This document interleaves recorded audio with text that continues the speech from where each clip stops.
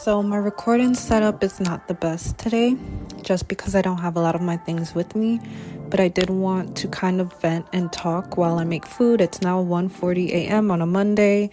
I got up and washed my hair, and now I'm about to make myself food so I can have food for lunch and, be happy. Okay, this is like my fourth or fifth time recording this, so this is going to be it.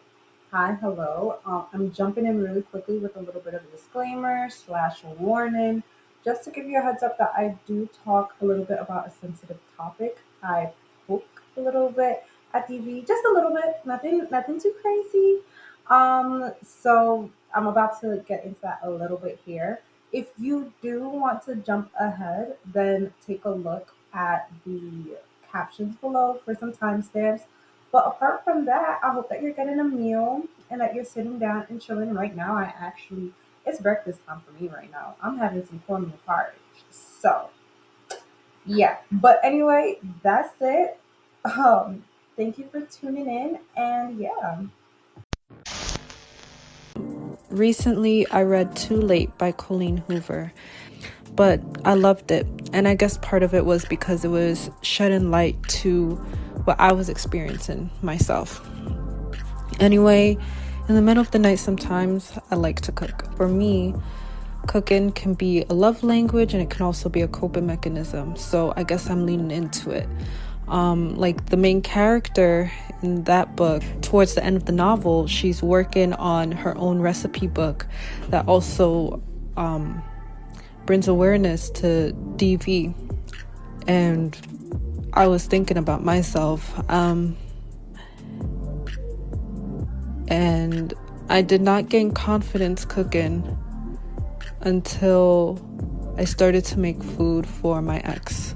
Now I'm cooking, and I guess I kind of want to, talk about that a little bit more. And I guess I'll just put some clips of food because, once again, I can't even record right now, for real. I don't have nothing set up.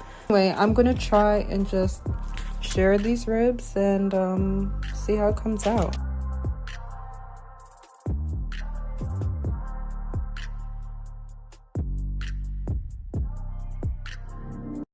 Okay, so if this looks a little bit crazy, forgive me, because once again, I'm not really used to making that many different foods. I'm trying stuff. But these, I sauteed them, and I wish you could just smell it.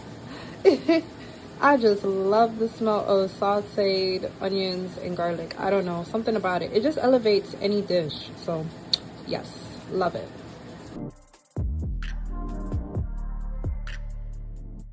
So I just tasted a little piece. It tastes good. Credit to my grandmother, because she's the one who really prepped the food. I just took it out the freezer because I was hungry. But anyway, I'm gonna keep pushing. But I might have called this the wrong thing in the beginning of the video, so we're gonna figure that out. I'm gonna rewatch this and figure that out.